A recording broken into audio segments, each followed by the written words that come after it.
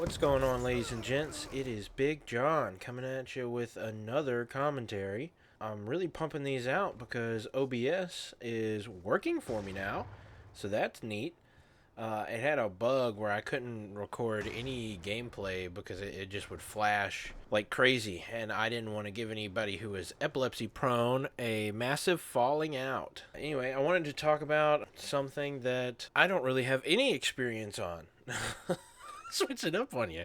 Don't take any of this opinion as valuable because I have not been around the sun enough times to have a valuable opinion on this. The question is, how do I get to where I love what I do? I'm coming at this from the angle of I have worked in IT now for 3 consecutive years. And day after day, I met with requests for hardware fixes, software fixes, just all kinds of different computer networking, security related issues. They come at me over and over and over again. And for the past 3 years, as you might imagine, having the same general topic of question might get a little irritating.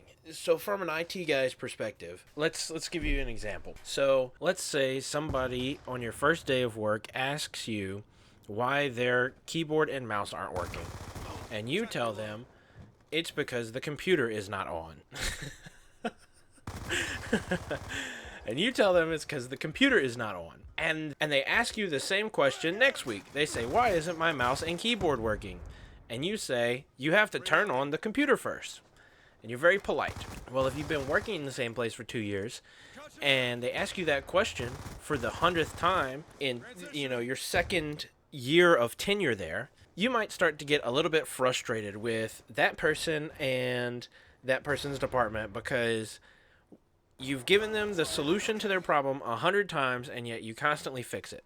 But, in my perspective, I don't really get frustrated with people who can't grasp certain types of technology. While I can definitely see how it's annoying and it feels repetitive and boring, you gotta come at it from a perspective of purpose. And your purpose has to be big enough in order to give you, solid standing ground for continued progression. And what I mean by that is if your purpose of doing your IT job is to get your paycheck on Friday and then go, spend it on low to mid-tier commodities like a nice haircut and some pizza for the weekend, that's not really good motivation.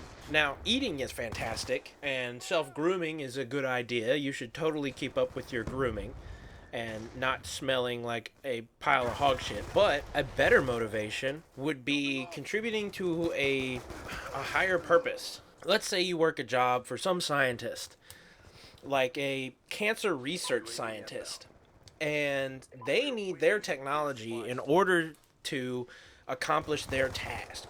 While the scientist has very much purpose because they're trying to find the cure for cancer, and that's an astonishing thing to be known for, you've got to take your skill set, and in this case I'm just using IT as the means, but it can really be any form of work, and you've got to figure out how your work contributes to a success of greater good. And so if you're the IT guy for the scientist trying to figure out the cure to cancer, you're contributing to a much higher purpose than just being the computer guy that shows up and fixes the keyboard. You get where I'm going with that?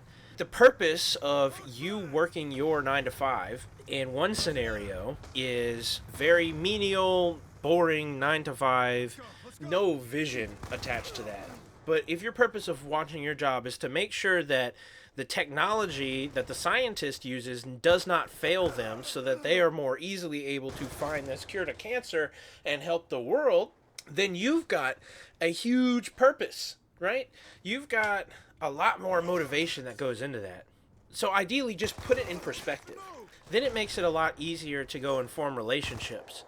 Because if your goal is not just fix technology, and your goal is shared in, I want to help find the cure to cancer, then grounds for building professional relationships in the workplace is a lot more solid. Because you've now made the effort to go and contribute to the common cause. That's how, at 3 years of experience, I find motivation in the work that I do. Is I try to work for places that have worthy causes, right? Like, not just chasing money to chase money, but working with my skill set in order to contribute to a goal that is greater than something that is self-serving, right? I mean, there are plenty of people that being an entrepreneur and making a ton of money is great. And while I love the expression that money can't buy you happiness, but it can sure help. And while I agree with that, and you should also be focusing on yourself and where you are in your own professional development and your financial future, if you don't want to feel miserable while working a repetitive or boring job, figure out what the societal contribution is and make that your purpose. Know that you are contributing to something greater than you, and most likely you will feel that sense of purpose. All right, y'all. That's it for what I wanted to speak on today.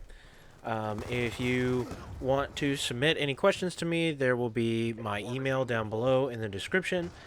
Feel free to send me an email if there's anything you have questions on. I'd be more than happy to answer them.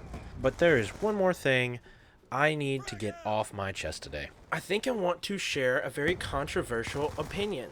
Now, I know that commenting on other people's bodies is not something that you're supposed to do on the internet, but I just have a really strong opinion about this one. I think that contortionists look very icky when they twist their bodies in weird, non societal conforming ways, and I stand by that.